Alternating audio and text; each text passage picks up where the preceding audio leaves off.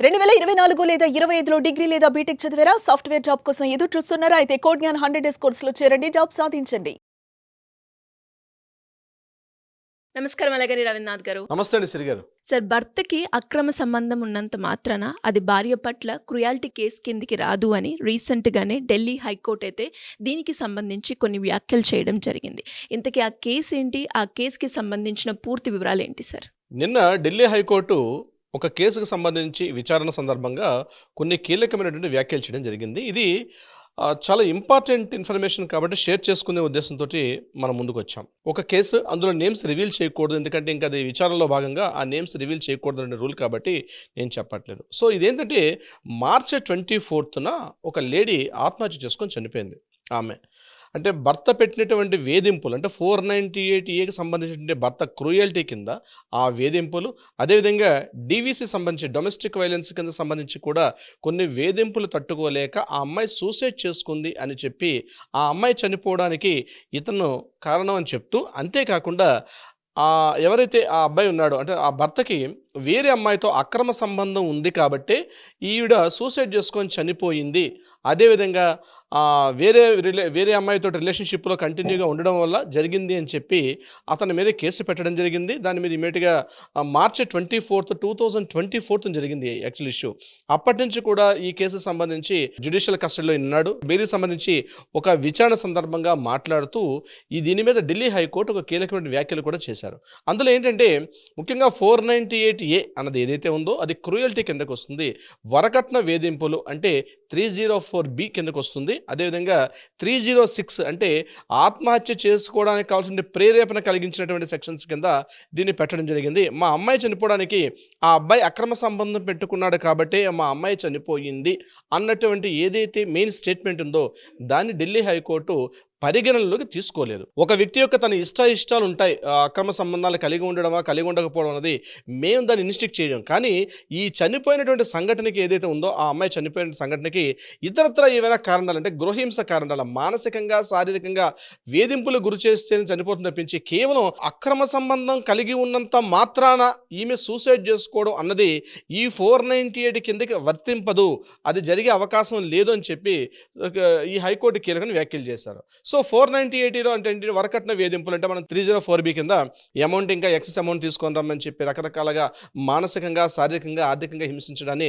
వరకట్న వేధింపుల కిందకు వస్తుంది. 498 అనేది పూర్తిగా వరకట్నానికి సంబంధించిన విషయం కాబట్టి కేవలం అక్రమ సంబంధాన్ని కలిగి ఉన్నాడు కాబట్టి ఈ అమ్మాయి సూసైడ్ చేసుకుంది. అదేవిధంగా కేవలం అక్రమ సంబంధం వల్లనే ఈ యొక్క రిలేషన్ బ్రేక్ అయిందని చెప్పడానికి సరైనటువంటి ఆధారాలు లేవు. ఆధారాలు చూపిస్తే తప్ప కేవలం అక్రమ సంబంధాన్ని మాత్రమే హైలైట్ చేస్తూ ఈమె సూసైడ్ చేసుకునే కారణం అని చెప్పడానికి కోర్టు దీన్ని పరిగణలో తీసుకునే ప్రయత్నం అయితే చేయలేదు. ఇంకొక కారణం ఏంటంటే ఆ మ్యారేజ్ అయిన తర్వాత 5 years మ్యారేజ్ అయిన తర్వాత వీళ్ళు కలిసిన తర్వాత ఈ అమ్మాయి సూసైడ్ చేసుకొని చనిపోయింది. అయితే ఇక్కడ ఆ అమ్మాయి ఏం చేసిందంటే మ్యారేజ్ అయిన తర్వాత ఈ అబ్బాయి కారు తీసుకున్నాడు. ఆ కారుకి ఈఎంఐలు కట్టడానికి మాత్రం ఆ అమ్మాయి తన బంధువుల్ని ముఖ్యంగా పేరెంట్స్ని చాలా అన్ని రకాలుగా చాలా ఫోర్స్ఫుల్ చేశాడని చెప్తూ ఆ ఈఎంఐలన్నీ కూడా వాళ్ళ మదరు వాళ్ళ పేరెంట్స్ ఇచ్చిన ఈఎంఐలతోటే ఈ కారు కొన్నాడు కాబట్టి ఈ తట్టుకోలేక ఆ అమ్మాయి తన యొక్క జీవితాన్ని పూర్తిగా ఆత్మహత్యకు ప్రేరేపించారంటే దీన్ని కూడా కోర్టు తీసుకోలేదు. ఈఎంఐ కట్టనంత మాత్రాన దాన్ని ఆమె సూసైడ్ చేసుకునేంతటి ప్రభావితం చేసే సంఘటనగా దీన్ని బేస్ చేసుకోలేదు. ఇంకా ఏదైనా సాక్ష్యాధారాలు కావాలి, అది ఉంటే తప్ప దీన్ని బేస్ చేసుకుంటూ కేవలం కారు ఈఎంఐలు కట్టలేదని, వేరే అమ్మాయితో రిలేషన్షిప్లో కలిగి ఉన్నాడని కేవలం ఈ 2 కారణాలు చూపుతూ ఎవరైతే సదరు భర్త గారిని జైల్లో లాస్ట్ మార్చి 24 నుంచి ఇప్పటివరకు జైల్లో పెట్టడం తగదని చేస్తూ బెయిల్ని మంజూరు చేస్తూ ఢిల్లీ హైకోర్టు ఒక తీర్పును కూడా అంటే బెయిల్ని మంజూరు చేస్తూ ఇవ్వడం కూడా డిక్లేర్ చేయడం కూడా జరిగింది. అందులో ఈ ట్రయల్స్లో భాగంగా ఈ డిస్కషన్ కూడా వచ్చిందనమాట. సో ఇప్పుడు ఏంటంటే ఇది ఎందుకు ఇప్పుడు మనం మాట్లాడుకుంటున్నాం అంటే ఇటీవల కాలంలో ఈ 498 డీవీసీలు ఏదైతే ఉన్నాయో రకరకాలుగా చూపిస్తారనమాట. ఈ కారణాలు ఆ కారణాలను చూపించుకుంటూ వెళ్తూ ఉంటారు. సో సరైనటువంటి ఆధారాలు లేకుండా కేవలం అన్నింటికి కూడా 498 అన్నది పూర్తిగా అవగాహన చేసుకోకుండా పూర్తిగా దాన్ని మిస్లీడ్ చేస్తూ దాన్ని ఉపయోగం కన్నా దాన్ని దుర్వినియోగం వైపే చాలా రకాలుగా యూజ్ చేసుకుంటూ 498 వెళ్ళిపోయింది.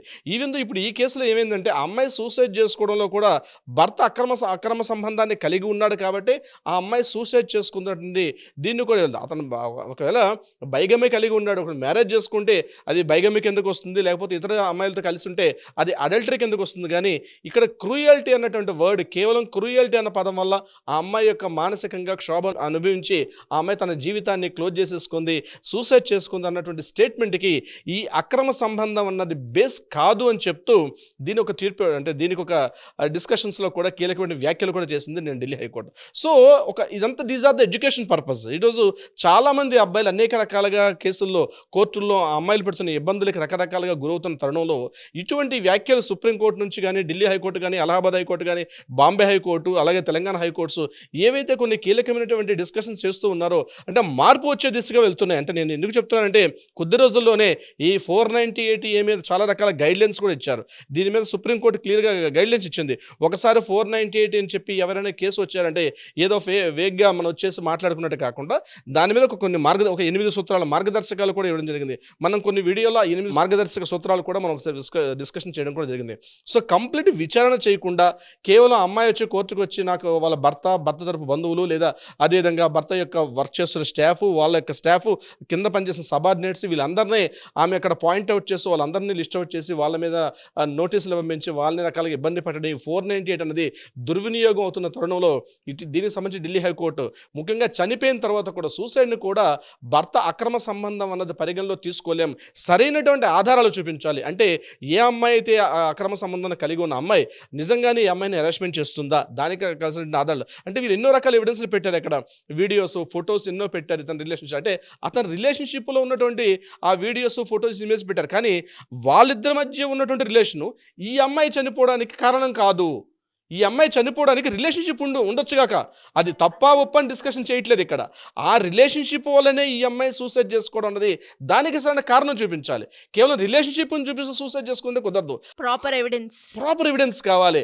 ఆ అమ్మాయి రిలేషన్షిప్లో ఉంది, ఆ వస్తున్నటువంటి ఎవరైతే లివ్ ఇన్ రిలేషన్షిప్లో తన భర్తతో పాటు ఉన్నటువంటి అమ్మాయి, అదేవిధంగా తన భర్త ఆ సిచ్యుయేషన్ చూపిస్తూ ఈ రకంగా ఈమెను ఎగతాళి చేసినా, మానసికంగా శారీరకంగా క్షోభింపజేస్తే అప్పుడు దాన్ని పరిగణలో తీసుకుంటాం. కానీ కేవలం రిలేషన్షిప్లో ఉంది కాబట్టి ఈమె సూసైడ్ చేసుకొని చనిపోయారు అన్నటువంటి విషయం కరెక్ట్ కాదు అని చెప్తూ నిన్న ఢిల్లీ హైకోర్టు దీని మీద కొన్ని వ్యాఖ్యలు అయితే చేయడం జరిగింది. శ్రీ గారు, సార్, మరి ఎవరికైనా కూడా ఇంకా అంటే అక్రమ సంబంధాలు ఈ మధ్య కాలంలో ఎక్కువగా పెరిగిపోతున్నాయి కాబట్టి ఎవరైనా కూడా రిలేషన్షిప్లో ఇలాంటి ఫేస్ చేస్తున్నప్పుడు మీ గైడెన్స్ కావాలి, లీగల్ పరంగా వెళ్ళాలి అనుకునేటప్పుడు ఎలా అప్రోచ్ అవ్వాలి? సో చాలా సందర్భాల్లో పెద్ద సమస్యలు కూడా కూర్చుని మాట్లాడుకోవడం వల్ల ఆ ఇద్దరి మధ్య ఒక సౌహృద్భావ వాతావరణం వచ్చే అవకాశం ఉంది. ప్రతి సమస్యకి డివోర్సు, 498, డివిసి ఒక్కటే ప్రత్యామ్నాయం కాదు. ఆ రకంగా వేధింపులు కూర్చోడం కూడా సరికాదు. కూర్చుని మాట్లాడుకోవడం, నిజంగా జరిగిందా, ఎవరిలో లోపం ఉంది, అమ్మాయిలో ప్రాబ్లం ఉందా, అబ్బాయిలో లోపం ఉందా, ఇద్దరిని కూర్చోబెట్టి ఒక కౌన్సిలింగ్ చేసుకోవడం ద్వారా చాలా వరకు సమస్యలు తగ్గించుకునే అవకాశం కూడా ఉంటుంది. అంతేగాని మేము పట్టువిడం ఇలాగే కూర్చుంటాం, ఆ అబ్బాయి తగ్గట్లేదని చెప్పి అమ్మాయి తగ్గట్లేదని చెప్పి అబ్బాయి ఇద్దరు ఎవరు ముండిగా వాళ్ళు కూర్చోవడం వల్ల కుటుంబ వ్యవస్థ ఏదైతే ఉందో, భారతీయ కుటుంబ వైవాహిక వ్యవస్థ ఏదైతే ఉందో ఇది చివరికి నిర్వీర్యం అవకాశం ఉంటుంది. సో పట్టు విడుపు ధోరణులు కొన్ని ఉండాల్సిన అవసరం వస్తుంది. దానికి సంబంధించి ఆ పట్టు విడుపులు ఎలా ఉండాలి, ఎలా చేయాలన్నది ఇంట్లో ఉన్న పెద్దలు చెప్తే వినే పరిస్థితులు లేరు. కాబట్టి ఒక అనుభవజ్ఞులైన అడ్వకేట్స్ దగ్గరకు వస్తే తప్పనిసరిగా వాళ్ళని కూర్చోబెట్టి, అంటే కొంత భయాన్ని కలిగించి, కొంత రకాల మంచితనంగా మాట్లాడి ఎలా ఉంటే బాగుంటుంది, ఎవరిలో ఉన్నటువంటి లోపాలు ఏంటని చెప్పి లీగల్ అవేర్నెస్ క్రియేట్ చేస్తూ దీనివల్ల ఎంత డిస్టర్బెన్స్ వస్తాయి, మీరు పుట్టే పిల్లలు ఈ రకంగా ఇబ్బందులు పడతారు, సో దీనివల్ల ఈ డిస్టర్బెన్సెస్ వల్ల కెరీర్ మీద ఫోకస్ చేసుకోలేకపోతారు, ఎంటైర్ లైఫ్ని కూడా స్పాయిల్ చేసుకున్న పరిస్థితి వస్తుందని చెప్పి వాళ్ళని విడమర్చి చెప్పడం వల్ల చాలా కుటుంబాలను మనం లీగల్ కౌన్సిలింగ్లో చాలా కుటుంబాలు మనం క్లోజ్ చేస్తుంటే వాళ్ళని దగ్గరగా చేస్తూ ఉన్నాం. మరీ విపరీతం పరిస్థితి ఇంకా మేము కలిసి ఉండాలి అన్నటువంటి చివరి స్థాయిలో అప్పుడు డివోర్స్ తప్పించి ముందుగా కలిసి ఉండడానికి కోసమే మనం ప్రయత్నం చేస్తాం. తప్పులు సహజం, తప్పులు చేస్తూ ఉంటారు. తప్పులు ఉన్నంత మాత్రం ప్రధానికి ఈ 498లు, డివిసీలు లేకపోతే డైవోర్స్ అనేది కాకుండా ఒక సుహృద్భావ వాతావరణాన్ని చాలా అత్యవసరం. దాన్ని మన లీగల్ టీమ్స్, మన అడ్వకేట్స్ అందరం కూడా కూర్చొని దాని వరకు చాలా వరకు దోహదపడుతున్నాం. శ్రీ గారు, thank you sir, thank you so much. Thank you so much అండి. సుమన్ టీవీలో మీ పర్సనల్ అండ్ బిజినెస్ ప్రమోషన్స్ కోసం కింది నెంబర్కి కాంటాక్ట్ చేయండి.